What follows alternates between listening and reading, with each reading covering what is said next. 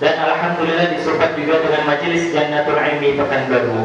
Perlu kita ketahui bersama bahwa musola Jannatul Ilmi itu tempatnya kita bersama-sama belajar. Di musola Jannatul Ilmi terdapat majelis ta'lim baik bagi ibu-ibu ataupun kalangan muda dan mudi. Majelis ta'lim Jannatul Ilmi yang pada malam hari ini bersama-sama kita laksanakan kegiatannya, itu dilaksanakan setiap minggunya, belajar bersama, menuntut ilmu agama, ilmu ad-daruri. Talabul ilmi. A'udzu billahi minasy syaithanir rajim. Bismillahirrahmanirrahim. Assalamualaikum warahmatullahi wabarakatuh.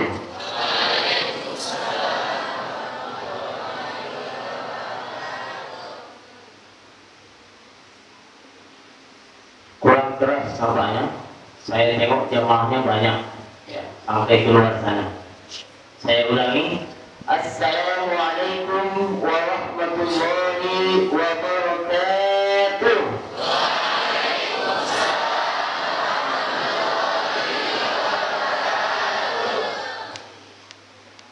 Alhamdulillahi rabbil alamin. Alhamdulillahi rabbil alamin. Wa bihi nasta'in ala umuri dunya waddin. Wassalatu wassalamu ala sayyidina wa habibina wa qurrati a'yunina Muhammadin Tahal Amin. Wa ala alihi wa ashabihi wa man tabi'a sunnatahu ila yaumiddin. Allahumma la sahla illa ma ja'altahu sahla. Amin. Baca sama-sama. Allahumma la sahla illa ma ja'altahu sahla. Wa anta taj'alul hazna ya hayyu idza syi'ta sahla. اللهم ارزقنا إخلاصا في النيات والقول والعمل والحمد لله رب العالمين. Yang sama-sama kita muliakan Bapak Kepala Desa, yakni Bapak dan Zainal. Mohon maaf kalau salah ucap Pak. Ini dari panitia. Titelnya pun tidak disebutkan di sini. Juga hormat yang sama Bapak Afrizal selaku pengurus Musola Jannatul Ilmi. Yang terhormat Pak Zailani selaku RT Paradis.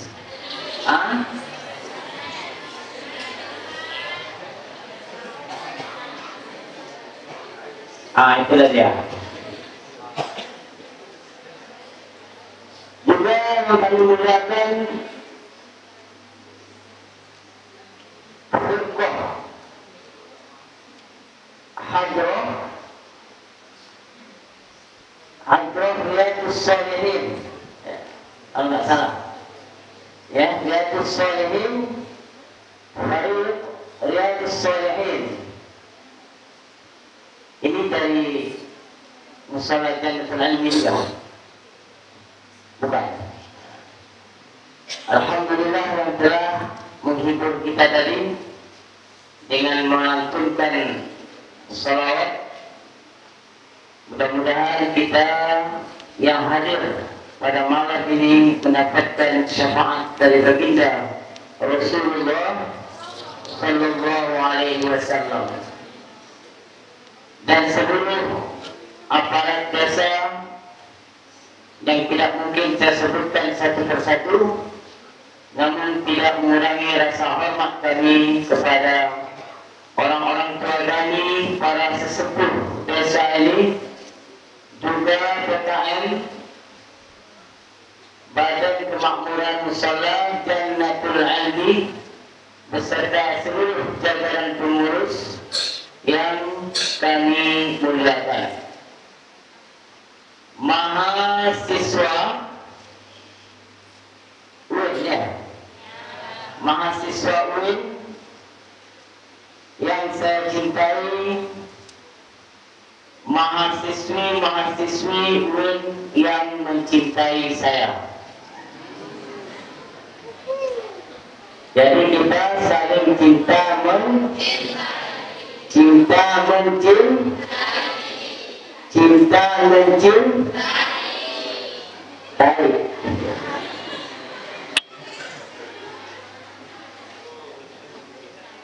Mudah-mudahan kita semua yang hadir. Saya tengok malam ini luar biasa penampilan dari mahasiswi tidak nampak yang hadir, yang tampil atau sudah tampil duluan tadi. Ada hadir tadi tidak dari mahasiswi.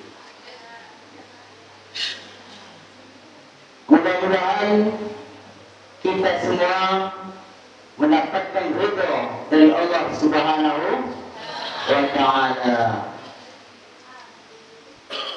Amin ya Rabbal alamin. Saya ingin menyampaikan sebuah pantun yang ini saya karang barusan untuk majlis Jannatul Ilmi. Entah ini pas entah tidak. Kalau pas nanti tepuk tangan, kalau nggak pas nggak usah. Kedekut jin membawa mobil itu muat barang-barang. Jamaah majlis Jannatul Ilmi rajin dan terampil, kemana pergi disenangi orang.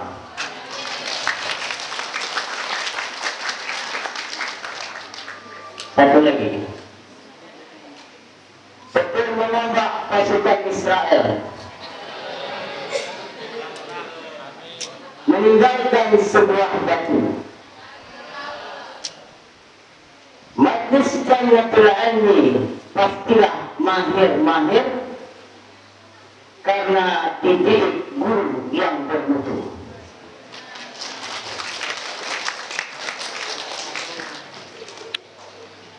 Allahumma salli ala sayyidina Muhammad wa ala alihi wa sahbihi wa sallim. A'udzu billahi minasy syaithanir rajim. Bismillahirrahmanirrahim. Laqad kana lakum fi Rasulillahi uswatun hasanah liman kana yarjullaha wal yawmal akhir wa dzakarallaha katsiran. Sadaqallahul azim. Para hadirin, mahasiswa-mahasiswi, orang tua kami yang dirahmati Allah Subhanahu wa Ta'ala. Jam 9:10. Saya kira kita tidak perlu perkenalan lagi, mungkin sudah kenal karena sudah ada di spanduk di belakang ini. Tapi fotonya itu agak menipu. Itu foto 3 tahun yang lalu, makanya beda sama yang aslinya nih. Mana yang lebih tampan, yang di spanduk atau yang di kursi ini? Itu karena saya di sini, tapi kalau saya nggak pulang, lebih yang di spanduk. Yang di spanduk kan? Nah, saya setuju, karena ini foto 3 tahun yang lalu. Ini foto diambil oleh teman-teman kita dengan Batu Hijrah, disimpannya sampai sekarang. Mudah-mudahan tidak dijualnya.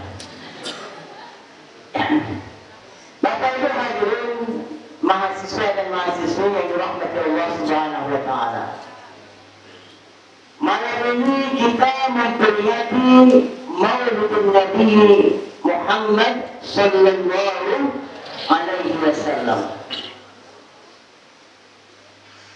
Kata maulid ini berasal dari bahasa Arab yang akar katanya adalah walada, yalidu. Maulid ini adalah isim zaman. Kalau anak pondok pernah duduk di pondok pesantren pasti tahu itu isim zaman itu menunjukkan waktu. Jadi Maulidun Nabi waktu lahirnya Nabi.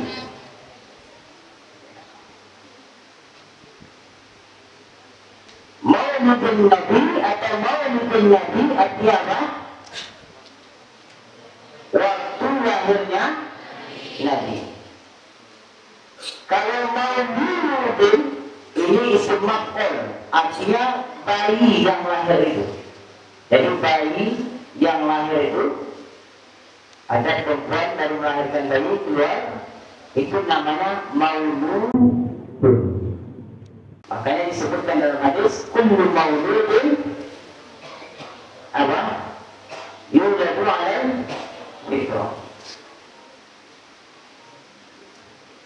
Maka bagi kita umat Islam, hari itu sangat berarti dan bermakna bagi kita. Dari hari Isnin, Selasa, Arbi'ah, Khamis, Jumaah, Sabat, Ahad, ini mempunyai makna tersendiri. Kenapa ini perlu saya sampaikan? Karena hari ini ada yang mengatakan bahwa hari itu sama ada. Mau di hari Isnin, Selasa, tidak ada perubahan di situ. Tapi kita umat Islam tidak. Kenapa hari Jumat itu disebut Sayyidul Ayyam? Hari Jumat disebut hari penghulus, hari dalam satu minggu. Hari yang afdal dalam satu minggu. Rasulullah menjelaskan bahwa ada 3 alasan. Dalam hadis disebutkan, khairu yawmin tala'at alaihi syamsu yaumul jumu'ah. Jadi boleh Jum'ah, boleh Jumu'ah. Kalau ditanya mana yang lebih afdal, Jumu'ah. Karena dalam Al-Quran minnya itu pakai dhammah, tidak sukun. Ya ayyuhalladzina amanu idza nudiya lis-salati min yawmil jumu'ati fas'au ila dzikrillahi wa dharul bai'. Khairu yawmin tala'at alaihi syamsu yaumul jumu'ah. Hari yang terbaik kata Nabi, yang disinari sinar matahari sejak dunia diciptakan sampai hari kiamat nanti, yaumul jumu'ah adalah hari Jumu'ah. Kenapa dia menjadi mulia hari Jumu'ah? Di dalam hadis itu Nabi menjelaskan, fihi khuliqa Adam. Karena pada hari Jumu'ah itu Nabi Adam diciptakan. Nabi Adam adalah Nabi yang mulia. Nabi yang mulia. Maka ketika ada makhluk yang mulia diciptakan pada hari itu, maka hari itu menjadi mulia. Nabi Adam itu khuliqa, bukan wulida. Kenapa? Karena Nabi Adam itu tidak melalui proses kecil dulu, tidak. Langsung Allah ciptakan dalam postur tubuh yang besar, yang tingginya 10 zira'an, 60 hasta. 60 hasta itu lebih kurang 30 meter. Dan lebar badannya 7 hasta atau 3,5 meter. Tapi kalau Nabi kita wulida, maka disebut dengan maulid. Khuliqa karena pada hari Jumat Nabi Adam diciptakan. Wa fihi udkhilal jannah, juga pada hari Jumat Nabi Adam dimasukkan ke surga. Wa fihi ukhrija minha, juga pada hari Jumat Nabi Adam diturunkan ke bumi. Di mana Nabi Adam diturunkan? Ada yang tahu? Hah? Bukan tahu? Hah? Ada sekitar 10 hadis menjelaskan bahwa Nabi Adam itu turun di India, di suatu pulau namanya Sarandip atau Sri Lanka sekarang. Pernah ke Sri Lanka? Sedangkan Hawa istrinya ya, untuk diturunkan di Jeddah. Jeddah itu dekat Mekah, lebih kurang 4 jam naik bus. Ya.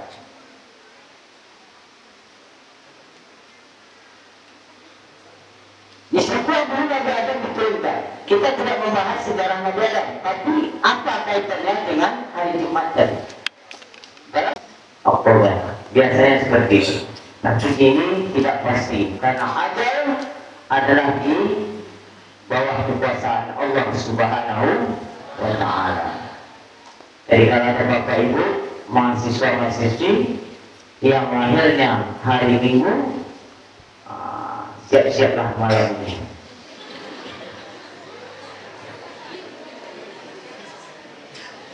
Maka usahakan setiap hari kelahiran kita itu buat yang baik, buat yang baik-baik. Begitulah Nabi kita Nabi Muhammad Sallallahu Alaihi Wasallam. Beliau dilahirkan pada hari apa? Hari Isnin. Diangkat menjadi Nabi hari apa? Wafatnya hari apa? Dan kita umat Islam, maka jika ada sesuatu yang mulia terjadi pada hari itu, maka hari itu menjadi mulia. Kenapa ini perlu saya sampaikan? Karena sekarang ada segelintir orang yang mengatakan hari itu sama aja, dan ini sudah diperluaskan, bahkan disebarkan di siaran televisi. Ya. Dan tahu yang ada itu apa televisinya? Ini tentang makanya Rasulullah SAW ketika ditanya, kenapa anda setiap hari Isnin berpuasa ya Rasulullah?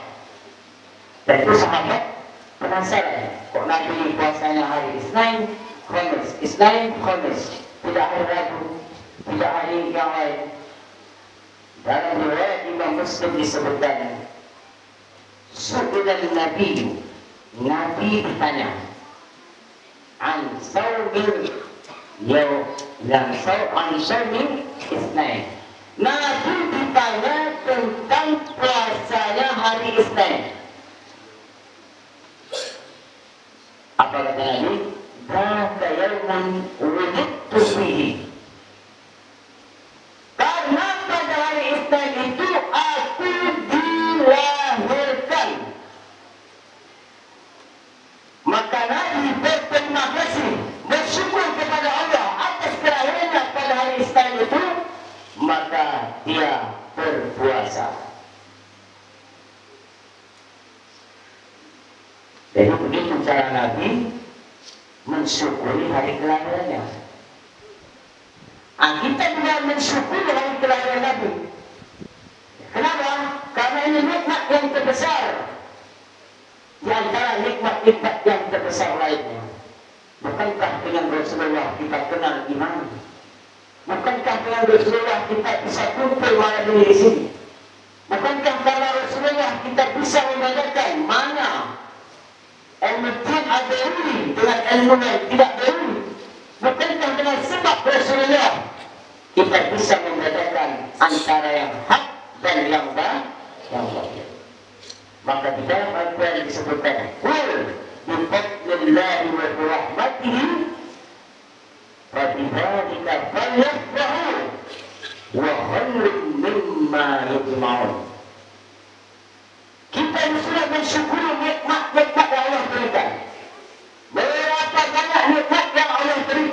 kita. Tak terhitung. Wa in ta'uddu ni'matallahi la tuhsuha.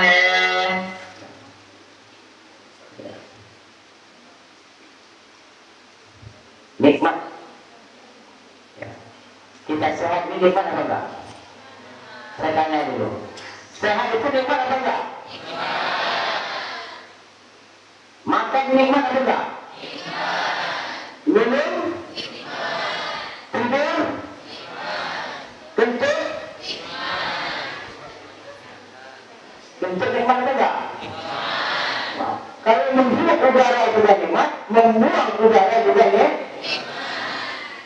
Maka kalau yang kentut dibakar, ucapkan Alhamdulillah. Alhamdulillah. Jangan ditahan, lepaskan aja. Teman yang sebelah ucapkan Alhamdulillah. Kenapa Alhamdulillah Ustaz? Karena hidung kita masih berfungsi, bisa membedakan bau yang sedap dan bau yang tidak sedap. Coba Allah cabut nikmat hidung, tak bisa kita bedakan lagi. Dan busuk nanti kita makan juga. Nih. Sekian banyak nikmat itu, nikmat yang terbesar adalah nikmat iman dan Islam.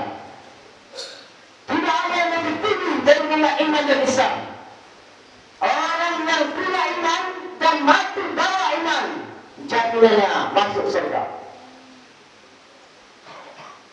Yakhruju minan nar man qala la ilaha illallah wa fi qalbihi wadhafatin min iman. Pasti akan keluar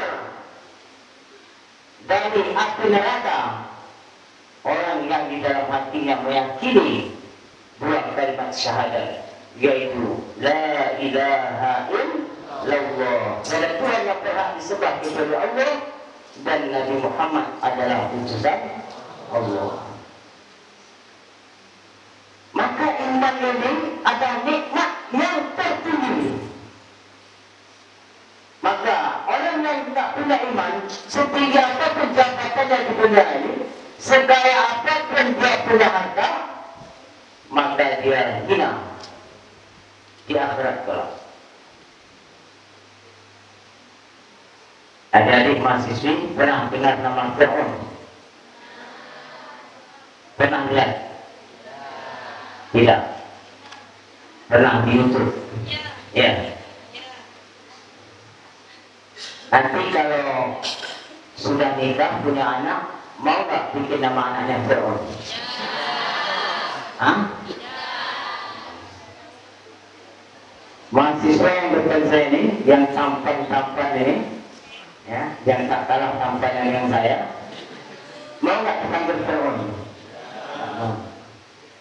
Fir'aun 300 tahun menguasai Mesir, jadi raja di Mesir, semuanya dia punya.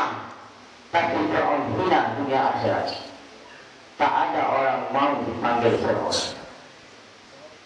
Apa salah satu sebabnya? Tidak punya iman. Korun banyak hartanya enggak? Sampai sekarang ini kalau ada orang bertemu emas di belakang rumahnya, ketika nyangkut pasti dia bilang harta korun. Tapi maukah kita orang Islam lahir anak bikin nama korun? Hina dunia akhirat.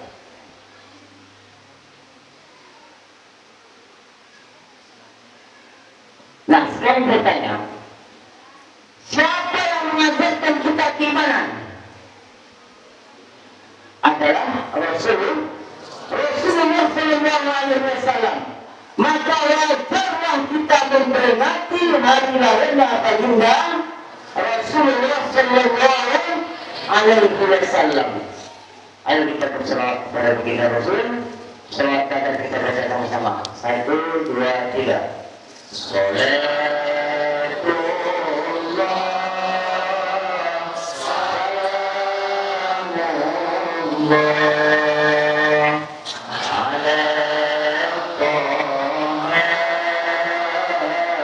Rasulillah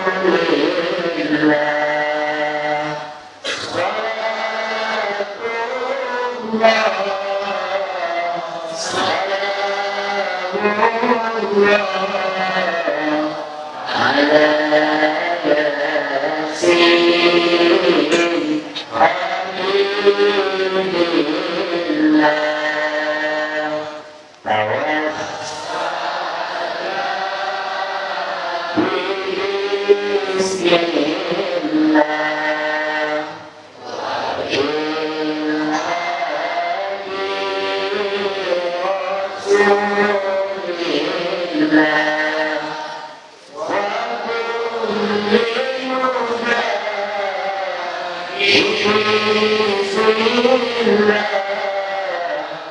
ya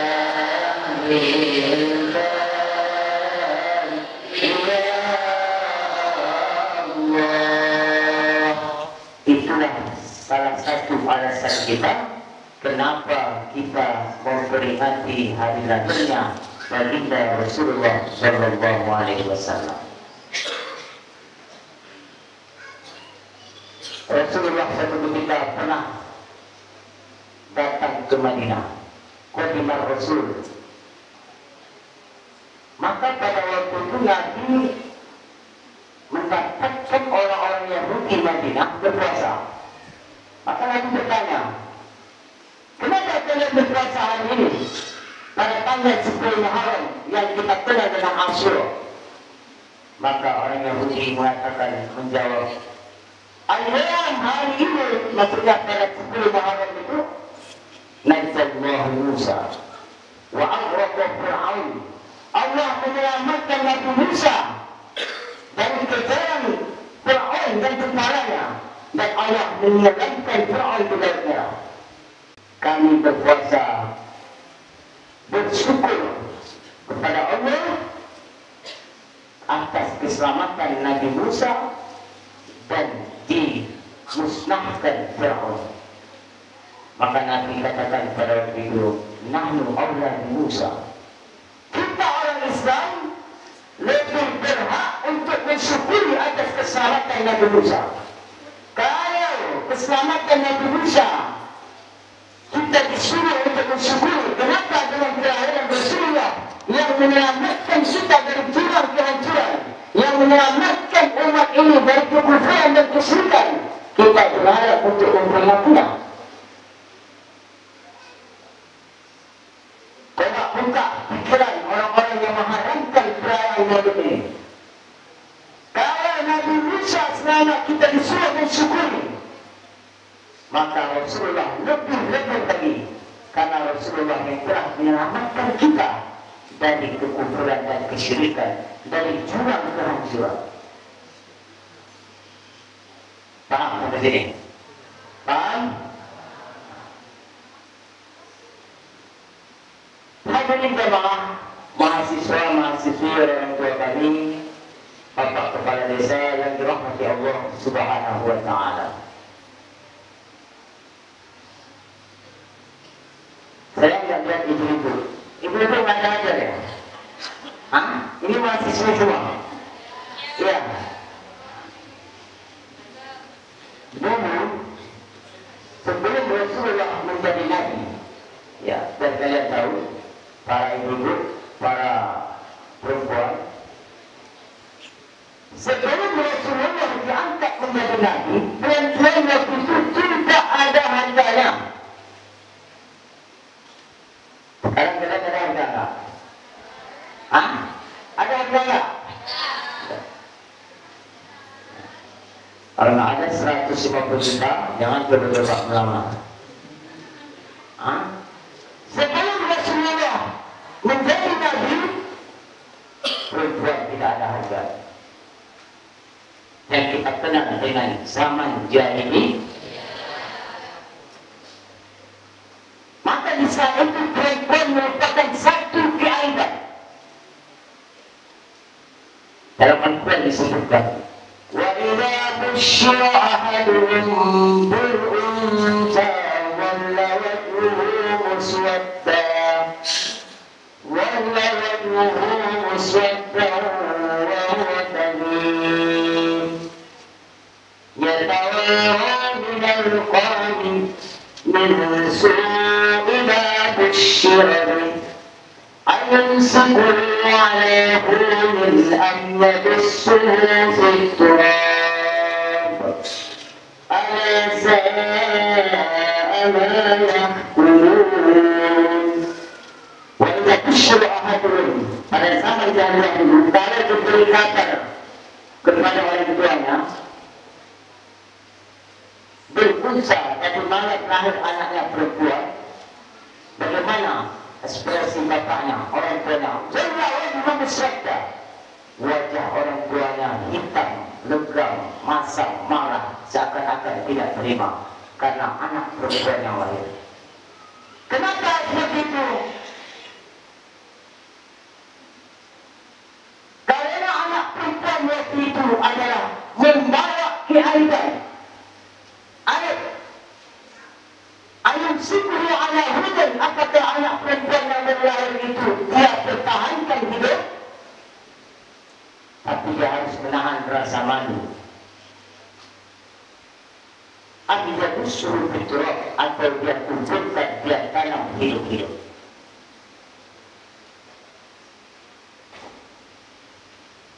Berarti tidak berharga.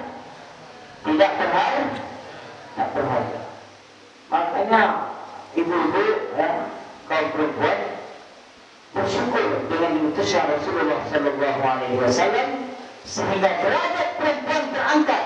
Setelah Nabi diangkat menjadi Rasul, istauzu bin nisa'il khaira, berbuat baiklah terhadap kaum wanita. Terangkat derajat wanita setelah diangkatnya baginda Rasulullah SAW menjadi Nabi dan Rasul. Wa ma arsalnaka illa rahmatan lil alamin, membawa rahmat bagi alam.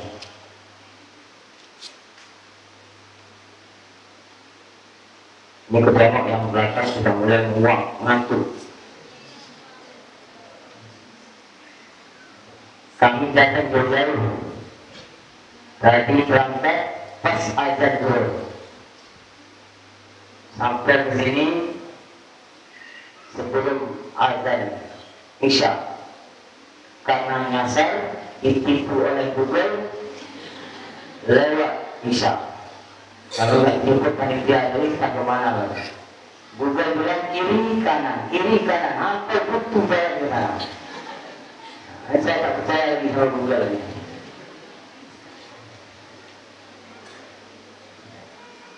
Apa mana tadi kayak gini?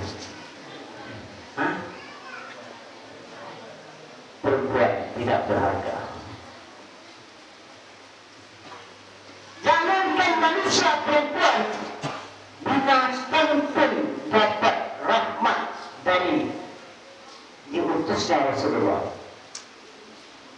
Coba kalau kita buka pelajaran fikih, kita dilarang jangan buang air kecil di lubang-lubang yang ada di tanah, ya kan? Tidak sah istinja pakai tulang. Sampai segitu Nabi mengajarkan kita etika akhlak. Kenapa kita dilarang buang air kecil di lubang-lubang?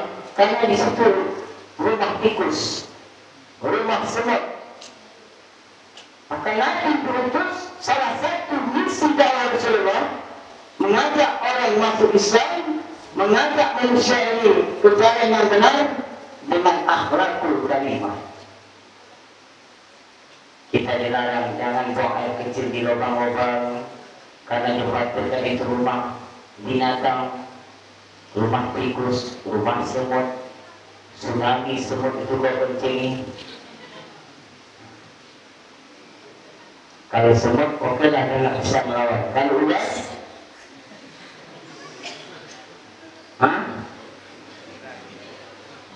zaman kampung lah kata semut. Kalau sudah ada lagi, tak berada hidup lagi. Nabi sampai segitu. Kenapa kita tidak sah istinja dalam tulang? Padahal tulang itu keras, padat, besar. Karena tulang adalah makanan jin. Sampai yang tak nampak pun kita belajar dengan Nabi berakhlak. Maka betul apa yang disebutkan dalam Al-Quran, wa ma arsalnaka illa rahmatan lil alamin. Bukan binatang manusia, lil alamin. Binatang. Jika Nabi katakan dalam hadisnya, wa idza tabahtum fa ahsinul dhubha. Kalau kamu menyembelih, perbaguskanlah sembelihanmu. Terhadap hadukum syafratahu, tajamkan pisaunya terlebih dahulu. Jangan mengasah, menajamkan pisau di tempat hewan yang mau disembelih. Jangan menyembelih hewan di tempat hewan yang mau disembelih. Sampai segitu baginda ajarkan akhlak kepada kita.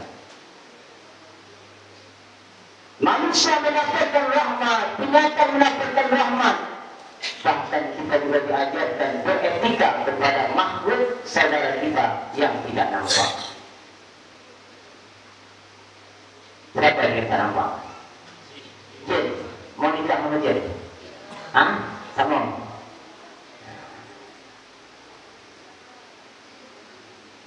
Boleh nikah sama jin enggak? Boleh enggak? Hah? Boleh? Ada jawab boleh, ada jawab tidak. Ya, kalau pertemuan tadi sebenarnya pendapat mazhab Jannatul Ilmi. Sebagian ulama katakan boleh, sebagian ulama katakan tidak boleh. Ada dalilnya masing-masing. Nanti kalau mau kajian itu ada di Facebooknya Pegawai Hijrah. Di setiap hari Jumat orang itu mengkaji bab nikah. Jadi kalau yang mau nikah, ikutlah kajian itu, persiapan. Saya dibahas sampai nikah sama jin pun dibahas. Hadirin jamaah, mahasiswa-mahasiswi yang dirahmati Allah Subhanahu wa taala. Wa ma arsalnaka illa rahmatan lil alamin. Tidaklah kami utus engkau ya Muhammad kecuali membawa rahmat bagi sekalian alam. Maka wajarlah kita memperingati hari lahirnya baginda Rasulullah Sallallahu Alaihi Wasallam.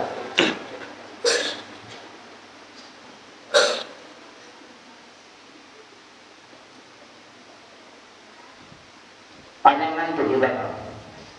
Hah? Kalau ada yang ngantuk bisa turun?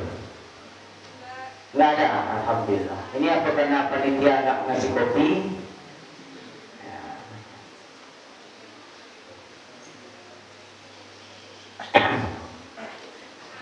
Oleh karena itu, dalam peringatan Maulid Nabi harus kita pahami. Harus kita pahami. Ada sekelompok orang katakan Maulid Nabi tidak boleh, haram, bid'ah, dalalah, benar. Alhamdulillah kita tidak termasuk kelompok ini. Ada dua yang mengatakan boleh, tapi memakai dalil-dalil yang palsu, dalil yang tidak tepat. Ini kepeledaran.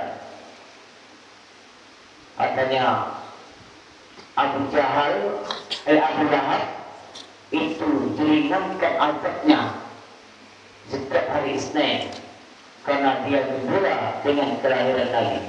Ini maka dalilnya tidak tepat. Abu Lahab tidak pernah diringankan azabnya, sedetik pun tidak pernah.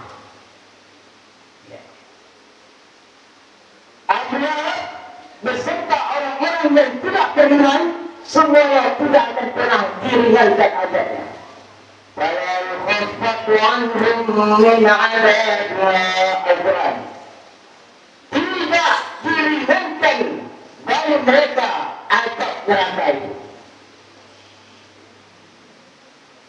Walaupun ada tertulis di beberapa kitab, di sebagian kitab katanya Abu Lahab itu diringankan azabnya setiap hari Isnin karena dia gembira dengan kelahiran Nabi. Abu Lahab yang gembira dengan kelahiran Nabi, tetapi ketika dia lahir diberitahukan kepada dia oleh hamba sahayanya Syaibah, dia gembira dengan saudaranya karena dikaruniai seorang anak yang laki-laki. Maka dia merdekakanlah hamba sahayanya, yaitu Syaibah.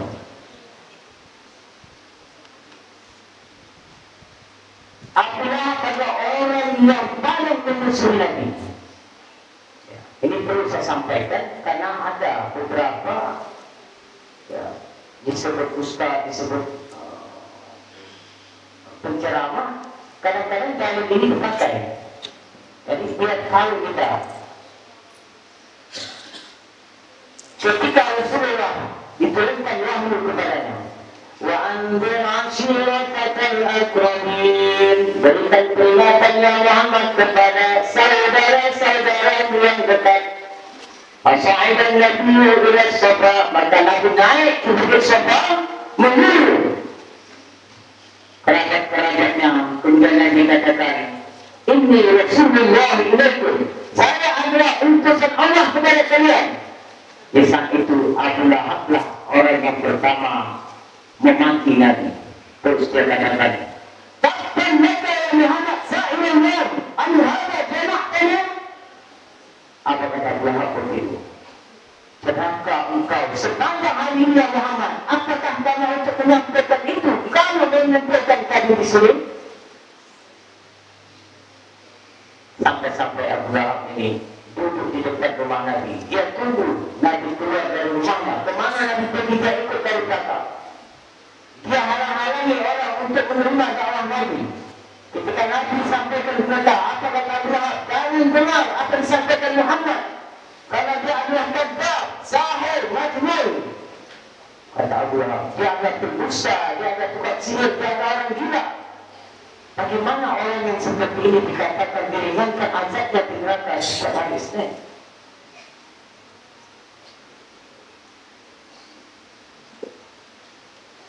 Dalil yang mengatakan cerita itu mukhalifan bil Quran, menyalahi Al-Quran. Dalil yang mengatakan Abu Lahab itu diringankan azabnya pada hari Isnin itu didapati melalui mimpi. Abbas bermimpi, dan mimpi itu tidak bisa dijadikan hujah atau dalil. Mimpi itu yasqutu hukm syar'i.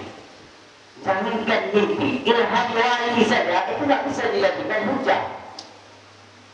Wa ilhamul wahyi laysa bihujjatin dalam akidah Nasabiyah sebutkan.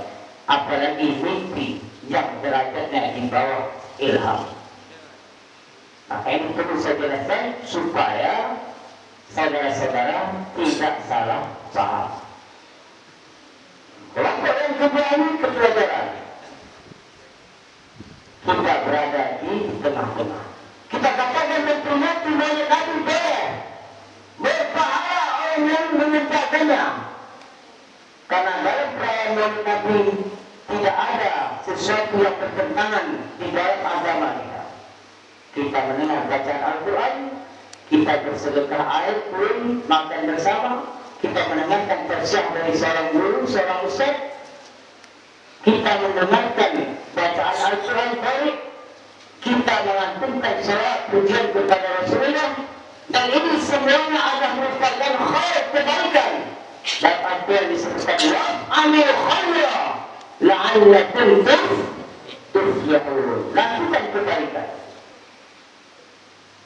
Seandainya ada dalam peringatan maulid ini satu yang munkar, ya, entah dia mungkin memperingati maulid ini pakai keyboard, ya, joget-joget. Seandainya itu terjadi, maka kemungkaran itu yang kita buang.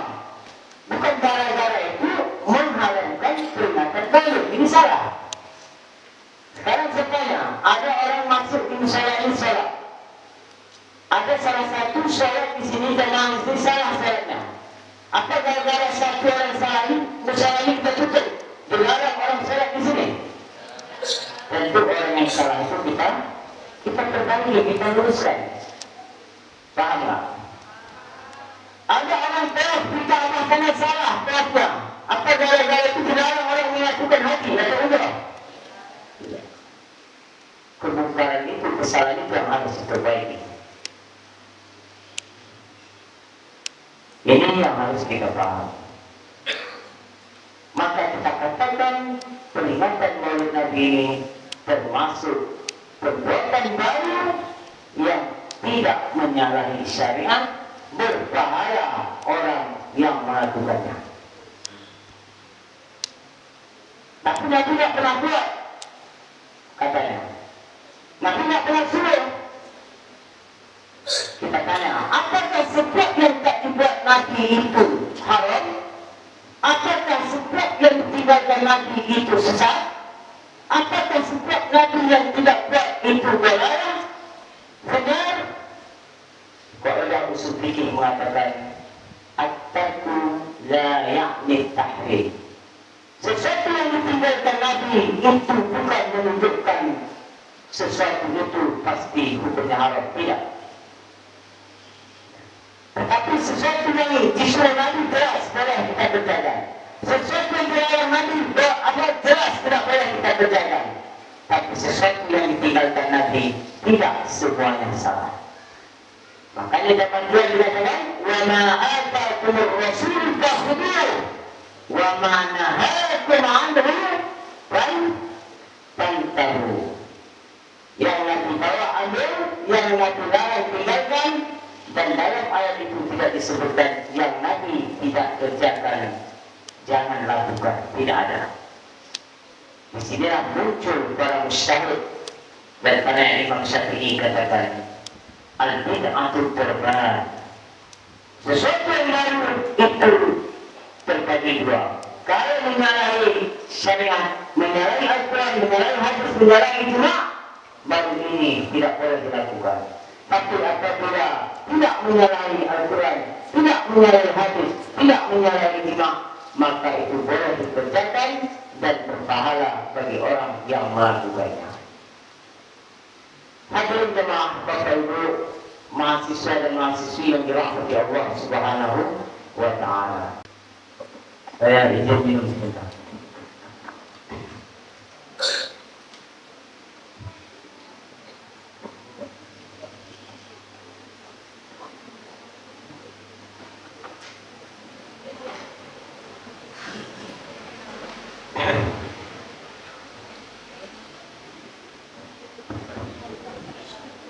Ya, sampai mana tadi?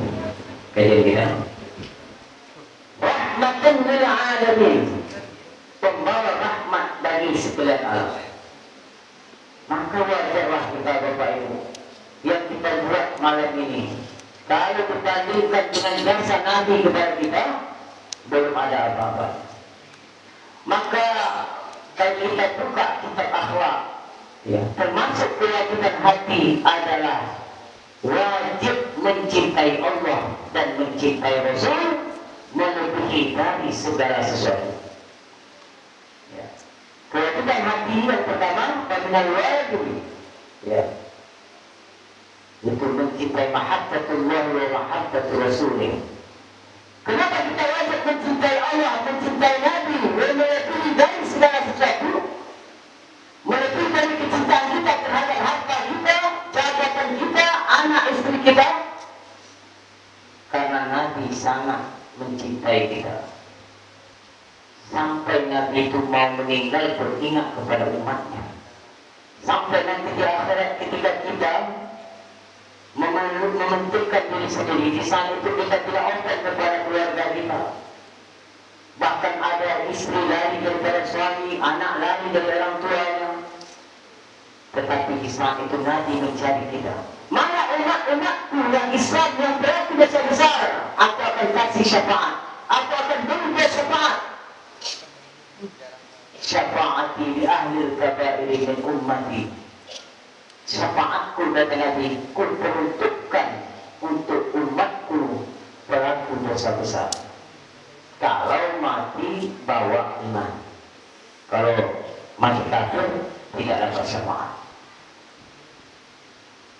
Coba tengok, ya, baginda Rasulullah Sallallahu Alaihi Wasallam. Kita yang akrab temannya ini belum tentu di akhirat kita di akrab. Al-akhillahu yawmaidin ba'duhum ba'dun adu illa al-muttaqin. Para teman yang di dunia dulu akrab, bersahabat akrab, tetapi kok kenapa di akhirat adu, menjadi musuh? Mungkin ketika di dunia dulu pernah menzalimi, pernah menggibahnya, pernah menggosipnya, di sana nanti akan ditutup oleh temannya. Di depan temannya baik, tapi di belakangnya dia gosip di temannya. Tapi di ujung ayat itu disebutkan illal muttaqin, kecuali orang-orang yang bertakwa yang di dunia dia berteman karena Allah, ya, bukan karena sesuatu yang lain, maka di akhirat nanti tetap dia berteman. Hadirin jemaah, Bapak Ibu yang dirahmati Allah Subhanahu wa taala. Malam ini kita memperingati hari lahirnya baginda Rasulullah sallallahu alaihi wasallam. Ada sebagian orang mengatakan, ya, simbol kita ini ini kenapa tidak pakai lagu? Di situ sebut ma'azza Muhammad. Ya, di sini.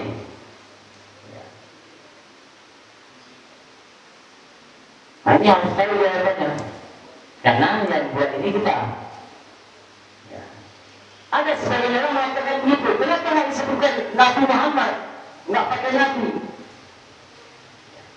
Kalau kita menyebut di belakang Nabi, maka boleh tidak pakai Nabi. Adapun ayat Al-Quran, la taj'alu du'a ar-rasul ka du'a ba'dukum ba'da. Janganlah kami memanggil Nabi seperti memanggil sebagian kamu dengan sebagian yang lain. Itu kalau memanggil di hadapan Nabi. Kalau memanggil di hadapan Nabi, itu harus dengan apa? Ya Nabi Allah, ya Rasulullah. Tapi kalau di belakang Nabi, boleh tanpa sebutan Nabi.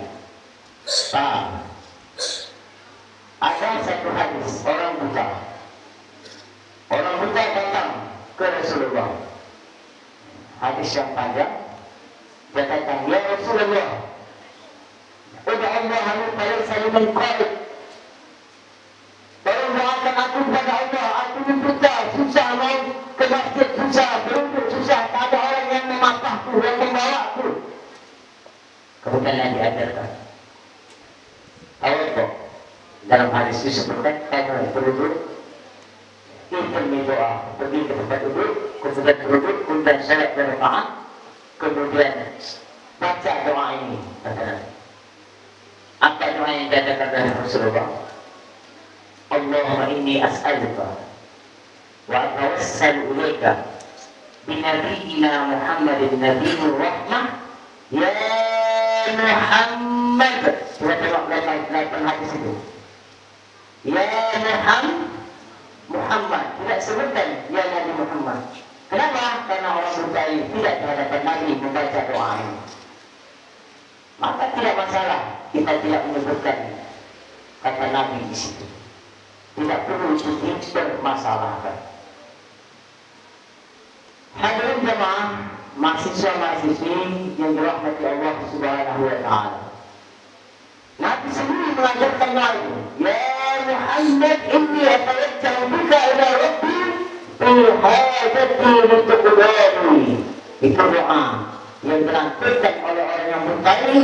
Maka perawi yang sini Utsman bin Hudair beliau katakan, wallahi ma tafarraqna wa la qarabna al-majlis hatta dakhala alaina ar-rajul faqad absar. Perawi hadis dikatakan, demi Allah, belum lama orang buta itu meninggalkan kami.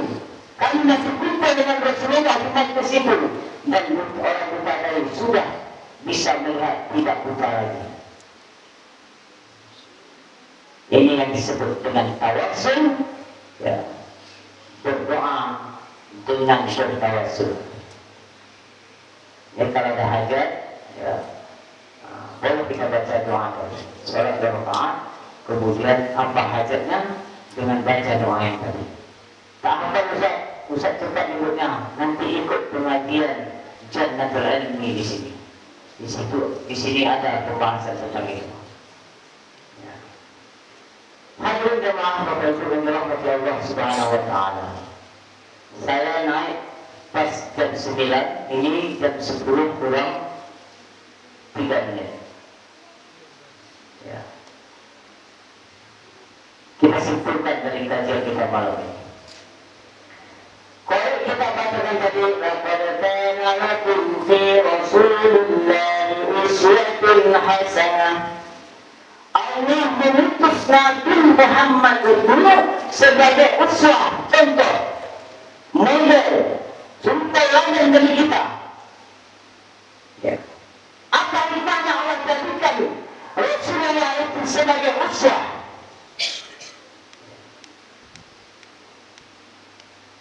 Dan apa yang harus kita contoh darinya? Inilah dua kesimpulan kajian kita malam ini. Allah jadikan Rasulullah itu adalah uswah sebagai contoh bagi kita. Yang pertama alasannya karena Rasulullah itu bukan sembarangan manusia. Memang beliau adalah manusia, tapi laisa kal bashari, kualitasnya tidak seperti manusia-manusia yang ada ini. Memang Rasulullah disifati dengan sifat kemanusiaan. Kita tidur, Nabi juga tidur. Kita makan, Nabi juga makan. Kita nikah, Nabi juga nih. Kita tidur, Nabi juga tidur. Tapi kalau Nabi tidur disebutkan dalam kitab Syarah Aqidatul Alam karangan Imam Nawawi Al-Bantani, di situ disebutkan cuma matanya yang tidur tapi hatinya tidak tidur. Hatinya tetap berzikir. Kalau kita tidur, maka tidur, hati tidur. Sampai meledak bom yang Israel itu tak dengar kita. Beda tak kita dengan Nabi? Beda. Makanya Rasulullah itu dijadikan contoh. Nabi tidur, tapi hatinya tak tidur. Kita tidur, hati kita tidur enggak? Kalau nggak tidur hati kita, pasti ketika kita buat peta itu kita sadar. Keluar dari sini kan, bikin peta di bantal itu. Semalaman bikin peta.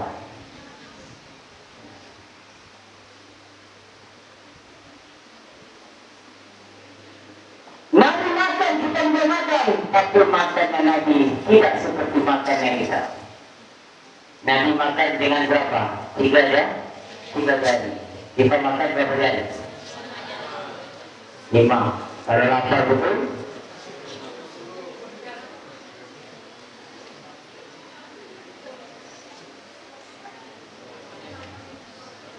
Ini salah satu sebab Allah jadikan Rasulullah itu uswatun hasanah liman kana yarjullaha wal yawmal akhir.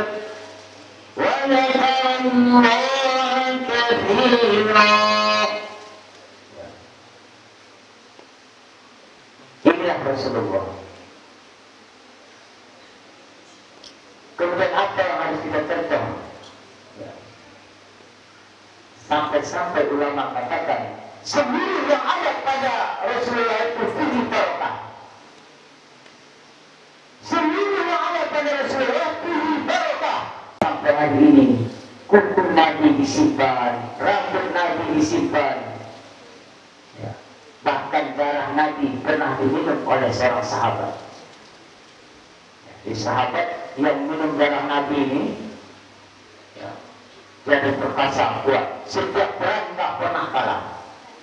Satu ketika Nabi pernah berbuka, kemudian darahnya itu dikasih pada seorang sahabat, Nabi suruh buang, lalu darahnya dibuang. Rupanya sahabat ini tidak dibuangnya, diminumnya. Ditanya oleh Rasulullah, kemana darah itu berbuang? Kata sahabat ini, saya buang di tempat yang sangat jauh, tidak ada yang tahu. Rupanya dia minum. Tapi itu darah Nabi. Kalau darah kita jangan berubah minumnya. Sekarang mau berbuat minum darah ular kobra. Tak boleh, darah itu Nabi. Tapi darah Nabi tidak seperti darah kita. Bahkan baul Nabi pernah baul kencing. Itu sahabat nggak tahu. Itu daripada sahabat. Karena nggak ada bau. Maka kata para ulama tadi adalah seluruh yang ada pada Rasulullah itu barokah. Kalau kencing kita yang coba. Kencing kamu juga rumput itu. Besok rumput itu kuning, mati. Itu tajam daripada racun.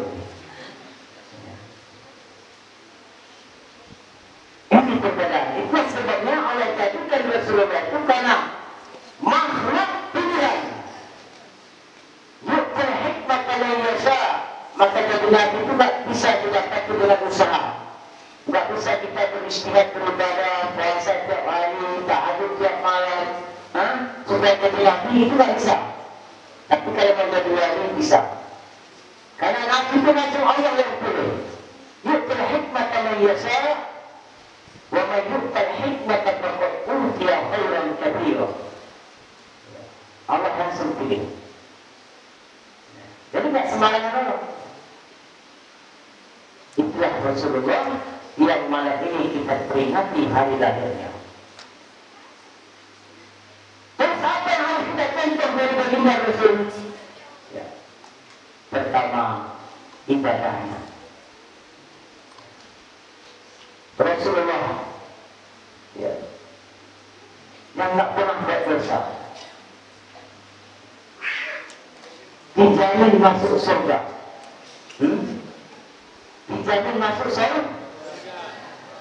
Tapi ketika beliau salat sunnah sampai bengkak kakinya, sampai bengkak kaki Rasulullah, makinkan banyak rakaatnya. Maka suatu ketika Sayyidah Aisyah berkata, ya Rasulullah, bukankah anda orang yang sudah dijamin masuk surga, orang yang diampuni dosanya, lalu tidak pernah buat dosa? Jawaban adalah awalan ampun angkat syakura. Bukankah aku ini seorang hamba yang bersyukur? Aku bersyukur, aku diajarkan di dunia ini. Maka aku bersyukur kepada Allah Subhanahu Wa Taala melalui salat sunnah. Ini kopi atau susu? Kopi.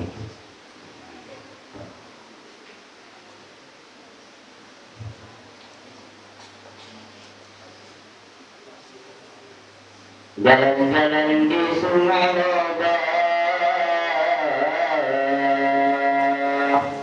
mampir sebentar di badan batu.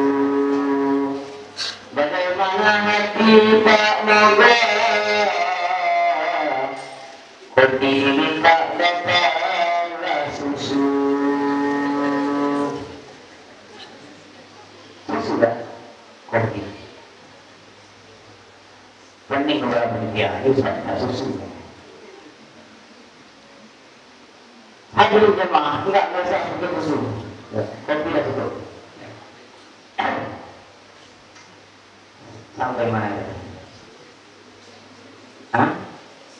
Sampai mana tadi? Susu. Sampai mana tadi kita? Bersyukur. Rasulullah bersyukur. Semua yang ada pada dua Rasulullah itu adalah barokah. Teringat lagi suatu ketika Nabi pernah tidur di rumah Ummu Sulaim, maghribnya. Bayangkan kota Madinah begitu panasnya, sampai hari ini panas. Bayangkan zaman dahulu, zaman Nabi tidak ada kipas angin, tidak ada AC. Bercucuran teringat Rasulullah, dikumpulkan oleh Ummu Sulaim, dimasukkan ke dalam botol. Maka Rasulullah bertanya, apa yang dilakukan oleh Ummu Sulaim? Narjul barakata istidiarinya. Kami kumpulkan ini untuk mendapatkan keberkahan untuk anak-anak. Keringatnya Rasulullah itu ya, lebih harum dari minyak kasturi. Manusia, tapi kualitasnya tidak seperti manusia yang ada. Kalau keringat kita, kumpulkan lah, cium, masak bau. Itu salah satu sebab, ya, Allah utus baginda Rasulullah itu apa? Uswatun hasanah. Apa yang kita contoh? Ibadah Rasulullah. Nabi tidak pernah meninggalkan sholat. Ini mahasiswa, ada di kami, mahasiswa, sholat wajib meninggalkan. Nabi tak pernah meninggalkan sholat, sekali pun tak pernah. pernah meninggalkan sholat. Dalam riwayat disebutkan menjelang hari wafatnya, beberapa hari sebelum wafatnya Rasulullah, itu Nabi panas sangat tinggi sampai pingsan beliau. Sekarang terbangun dari pingsannya, apa yang pertama kali terucap dari beliau? Apakah waktu sholat sudah masuk? Kata sahabat, sudah ya Rasulullah. Kalau begitu datangkan air kepadaku, maka Nabi duduk ke tempat tidurnya dan sholat di situ. Ini kita sakit tidak? Sholat subuh jam 7. Subuh apa namanya?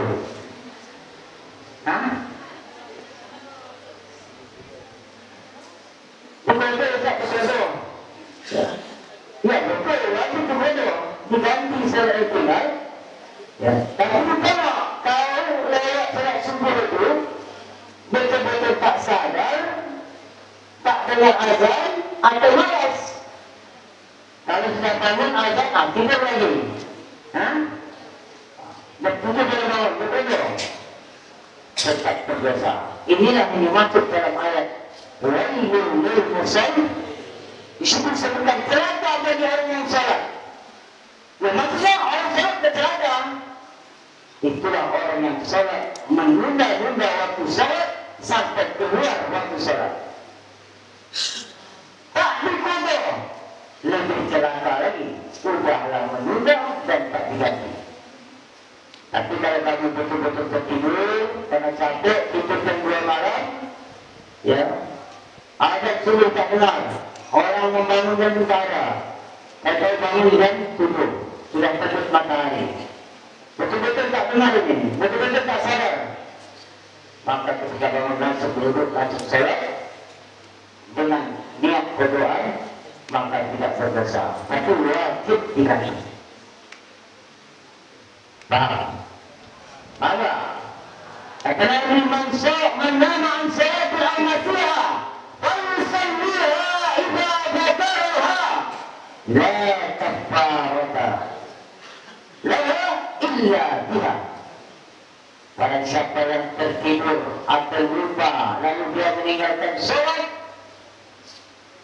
fal-yusalliha, maka hendaklah dia qada, dia ganti itu sholat karena lupa dan tertidur tadi.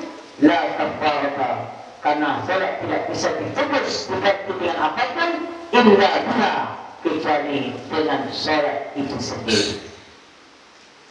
Kalau puasa bisa tak? Bapak umur 80 tahun, asal puasa gemetar, jalan roboh, sakit, maka tak wajib berpuasa.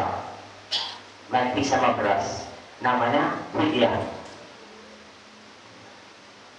Atau sakit yang tidak ada harapan sembuh, mereka tidak bisa berpuasa. Ya, kata dokter yang terpercaya, ini sakit bapak nggak ada harapan sembuh. Menurut ilmu kedokteran yang sudah kami pahami, ya, maka bayar fidyah. Tapi kalau sholat nggak ada usulnya. Kapan sholat juga kewajibannya dari kita? Ketika roh sudah terpisah dari jasad atau akal kita hilang, alias majnun atau gila. Nabi tak pernah meninggalkan sholat. Sesibuk apapun kita, banyak tugas-tugas di kampus, dan banyak tugas ini itu. Sholat itu tak berapa. Paling lama 10 menit, itu sudah pakai doa, pakai pikir. Kalau tak pakai pikir, tak pakai doa, 5 menit selesai. Apalagi yang baca Fatihah ada. Yang wajib kita bercepat. Tak sampai 5 menit, 4 menit putus. Allah kasih kita duduk 24 jam satu hari. Sholat 5 menit atau 10 menit. 5 kali 10 dari 50. Tak sampai 1 jam kita beribadah kepada Allah. Lalu mencintai Nabi tidak cukup dengan ucapan saja, harus diaplikasikan, ditunjukkan dengan perbuatan kita. Bagaimana caranya? Dengan menghidupkan, melaksanakan syariat baginda Rasulullah Sallallahu Alaihi Wasallam. Umat Nabi Daud tak sholat satu hari jadi monyet. Jadi apa? Monyet. Jadi monyet. Kalau bangsa sini monyet apa? Hah?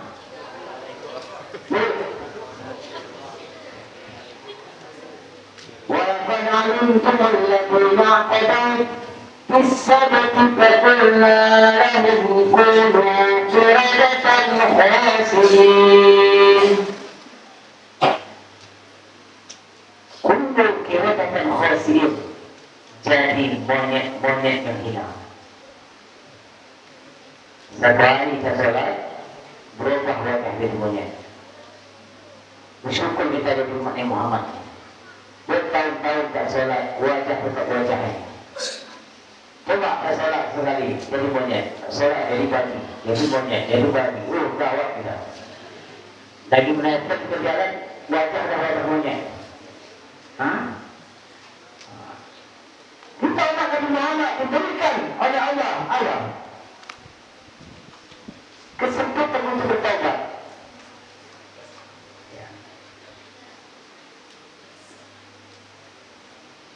Taubat yang wajib itu kita pertahankan itu dah mantap. Menuntut ilmu adil adiluni seperti yang dikatakan oleh ketua Majelis Ta'lim kita tadi. Jangan tinggalkan itu. Maupun kalian masih di sini, maupun kita masih kuliah di sini, tetap jarak tempuhnya. Satu saat waktu itu tidak bisa lagi diulang. Manfaatkan. Jangan jauh dari majelis taklim, jangan jauh dari masjid. Kalau mau hidup kita ini barokah. Hadirin jemaah kaum muslimin yang dirahmati Allah Subhanahu wa taala. Oleh karena itu, dengan memperingati hari lahirnya baginda Rasulullah Shallallahu Alaihi Wasallam ini, ada beberapa kesimpulan yang bisa kita ambil. Yang pertama, mari kita hidupkan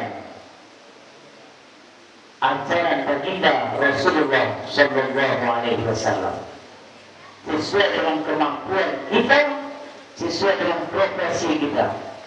Tidak harus jadi seorang ustaz baru dia menyampaikan ajaran Nabi tidak. Ketika kamu jadi mahasiswa, ketika kamu jadi mahasiswi, kamu tunjukkan akhlakmu yang mulia. Kau tutup auratmu, itu sudah menghidupkan syariatnya Rasulullah Sallallahu Alaihi Wasallam.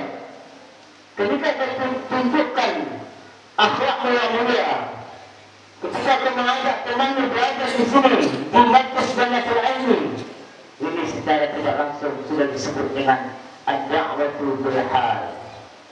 Ada dakwah bil maqal, ya. Kayak Ustaz ini yang ngomong, ini dakwah bil maqal. Jadi setiap kita ini punya kelebihan masing-masing. Bukan kamu di bidang ini, bukan kamu di bidang ini, yang intinya kita menghidupkan ajaran baginda Rasulullah Sallallahu Alaihi Wasallam.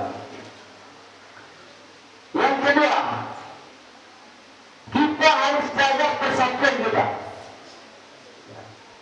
Kita tahu sekarang Palestina, ya, sekarang diserang oleh apa? Yahudi, ya, Israel. Dulu kota Palestina itu pernah direbut, ditaklukkan oleh seorang mujtahid, seorang mujahid, tidak asing namanya sama kita. Kita dengar itu. Itulah Abu Ayyub apa? Bukan Abu Ayyub al-Ansari yang sering perang itu. Salahuddin al-Ayyubi. Sebelum beliau menaklukkan Al-Quds, Palestina, apa yang beliau lakukan? Terlebih dahulu beliau mempersatukan akidah, beliau mempersatukan umat Islam dalam prinsip akidah. Ketika kuat akidah umat Islam pada itu, barulah beliau taklukkan itu Palestina. Maka oleh karena itu, pesan saya, kita ini sekarang dalam tahap belajar, maka tuntutlah ilmu agama yang benar. carilah guru yang benar, yang betul-betul bisa bertanggungjawabkan ilmunya, yang mempunyai sanad keilmuan sampai ke baginda Rasulullah Sallallahu Alaihi Wasallam. Salah satunya majlis yang sudah kita buat di sini, Majlis Jannatul Ilmi. Maka banyak teman-teman kampus kita mungkin belum ada tahu tentang majlis ini, ajak mereka. Ya, tadi kalau saya dengar saya 1 minggu 3 kali, 2 kali. Ya, mudah-mudahan ya, dengan kita semangat ya, belajar ilmu agama, masyarakat yang ada di sekitar sini bisa mendukung kegiatan-kegiatan mahasiswa-mahasiswa kita di sini, insya Allah akan turun keberkahan, akan turun rahmah, akan turun barakat dari Allah Subhanahu Wa Taala. Kalau tempat ini sering disebut nama-nama para ulama, sering dibacakan Al-Quran, sering dibacakan hadis, sering dibahas ilmu agama, maka akan turunlah rahmat wal barakat. Maka akan turunlah rahmatu wal barakat. Bukan hanya untuk sini saja, bahkan kampung yang ada di sekitar sini akan mendapatkan keberkahan dari mempelajari ilmu yang diajarkan oleh baginda Rasulullah Sallallahu Alaihi Wasallam. Mungkin inilah kesimpulan yang dapat saya sampaikan. Terima kasih atas segala perhatian. Mohon maaf atas semua kesalahan dan kekurangan. Mudah-mudahan dengan apa yang saya sampaikan tadi dapat mengingatkan kita kembali, memberikan motivasi semangat bagi kita untuk mempelajari ilmu agama, mencintai baginda Rasulullah Sallallahu Alaihi Wasallam. Mudah-mudahan kita termasuk umat baginda Rasulullah Sallallahu Alaihi Wasallam yang dicintai oleh baginda Rasulullah Sallallahu Alaihi Wasallam dan mendapatkan syafaat beliau. Allahumma inna nas'aluka wa natawassalu ilaika bi nabiyyina Muhammadin nabiyyi rahmah. Ya Muhammad ya Rasulullah, inna natawajjahu bika ila rabbina fi hayatina lituqda lana. Allahumma ij'al jam'ana hadha jam'an marhuma wa tafarruqana min ba'dihi tafarruqan ma'suma. Allahumma habbib ilayna al-iman wa zayyinhu fi qulubina wa karrih ilayna al-kufra wal fusuqa wal 'isyan waj'alna minal rasyidin ya rabbal alamin. اللهم ارزقنا رؤية نبينا محمد صلى الله عليه وسلم وزيارته وشفاعته إنك على كل شيء قدير. اللهم اختمنا بحسن الخاتمة والسعادة ولا تختم علينا بسوء الخاتمة والشقاوة. ربنا آتنا في الدنيا حسنة وفي الآخرة حسنة وقنا عذاب النار والحمد لله رب العالمين. Terima kasih atas segala perhatian. Mohon maaf kesalahan dan kekurangan. Wabillahi taufiq wal hidayah. Wassalamualaikum warahmatullahi wabarakatuh.